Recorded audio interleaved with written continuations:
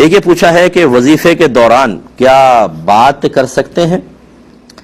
دیکھیں، کر تو سکتے ہیں، تو آپ تلاوت قرآن کے درمیان بھی کر سکتے ہیں کہ جیسے آپ کوئی بات پوچھ لی تو بند کر کے پہلے جواب دے دیا، پھر تلاوت قرآن کا آگے آغاز کیا، شریعت نے اس کو منع نہیں کیا ہے۔ اسی طرح وظائف کے اندر بھی آپ درمیان میں رک سکتے ہیں، لیکن بعض ایسی چیزیں ہوتی ہیں جیسے نبی کریم صلی اللہ علیہ وسلم نے فرمایا کہ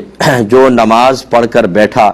اور پھر اس نے وضو جان بوجھ کے نہیں توڑا یا کوئی دنیاوی بات نہیں کی، تو جب تک وہ بیٹھا رہے گا فرشتے اس کے لیے دعائے بخشش و مغفرت کرتے رہتے ہیں۔ اس میں دیکھیں، بات کرنے کو منع کر دیا کہ وہاں بیٹھیں، جب آپ نماز کوئی بھی فرض نماز کے بعد آپ بیٹھے ہیں تو بات چیت نہ کریں، کیونکہ اگر آپ نے بات کر لی اس کے بعد یہ فضیلت سے آپ محروم ہو جائیں گے۔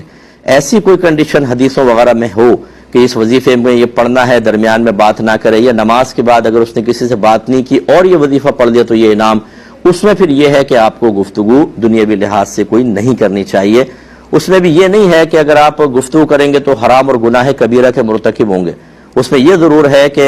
آپ کو شاید یہ فضیلت نہ ملے، کیونکہ حدیث میں جب بغیر بات کیے وظیفہ پڑھنے کا حکم تھا تو اسی وقت وہ فضیلت حاصل ہونی تھی۔ لیکن اس کا مطلب یہ نہیں ہے کہ اگر آپ